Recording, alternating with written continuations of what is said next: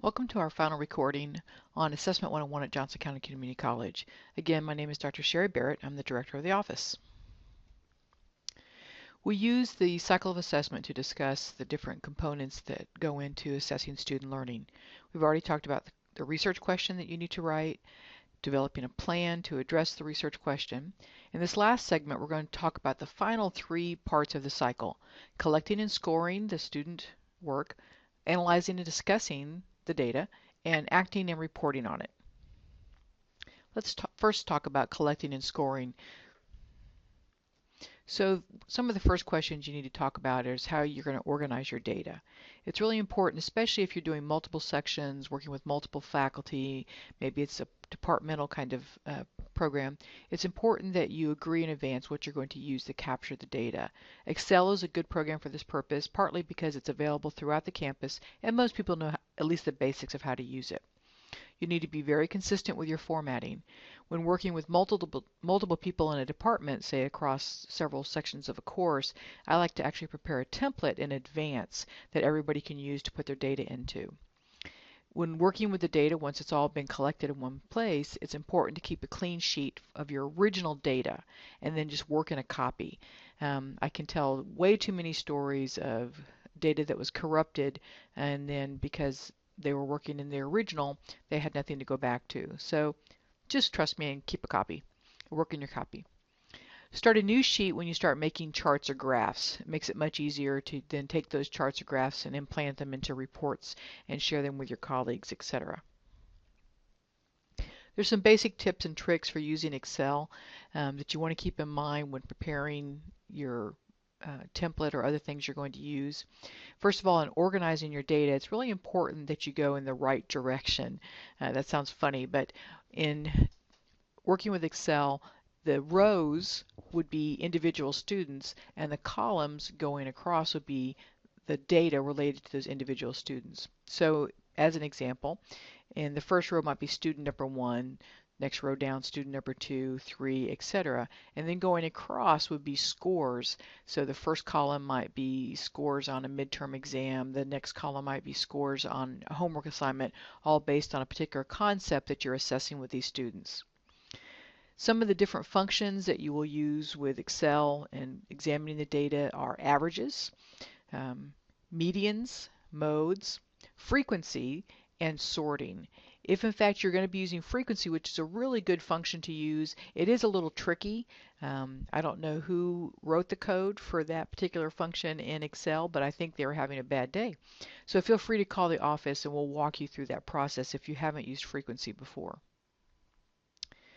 Also, once you've gathered your data and have begun to look at the process and begun to look at the results of the data, it's important to do the analysis and the discussion with your colleagues in the department.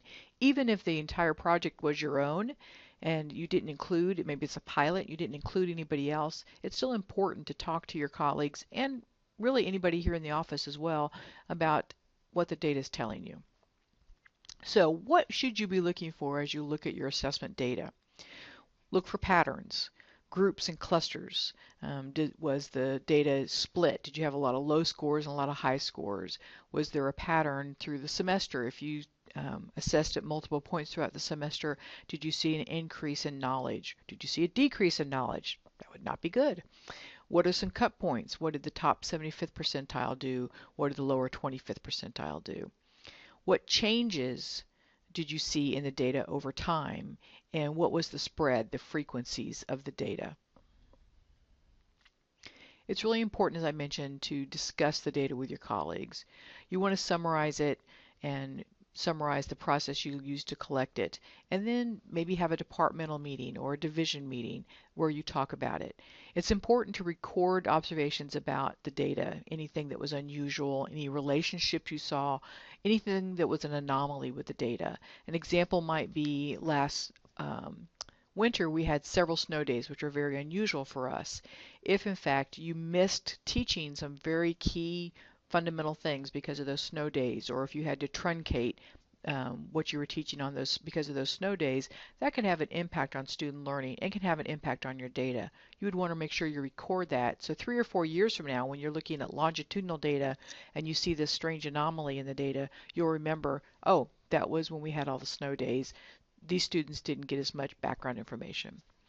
It's nice to create graphs and charts for a display of the data, so this will help you talk about it. The example you see down below shows those two that are highlighted in red show the lowest scores of student knowledge on a particular series of questions. This can easily help you see those are two areas that you might want to talk about with your colleagues. You can ask yourself the question, what do I know about this data? Again, using charts will help you easily distinguish what that is.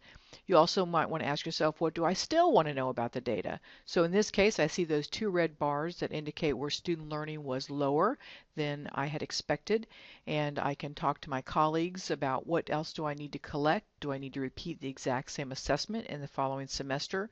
Do I want to change my curriculum? How can I use this data for instructional decisions? Do I need to broaden the assignments related to these particular student learning outcomes? All of these are things you can discuss about your data with your colleagues. Finally, it's really important to act and report on your data. Write a report. I know that sounds like maybe I'm just pushing you to do something that's a paper trail, but there's really good reasons to go ahead and report on your data analysis. And I want to make sure I make this very plain.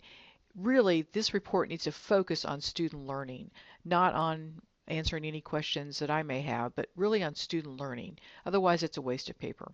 So a good report will provide you and your colleagues with a history of the results over time. 3 years from now, as you continue to gather data, you can go back to those reports and read what you talked about with your colleagues. Read what changes you made. Maybe someone has left the department and nobody remembers what was done, or you're wondering how this got started. These reports provide you a timeline and history of what you're doing in your assessment plans.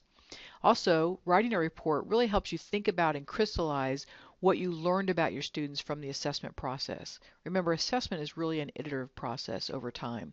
So writing those reports helps you really think about it and get it into writing. And it also gives you a roadmap for the next steps that you want to take. What about those next steps? Remember that assessment's a cycle. It's ever repeating.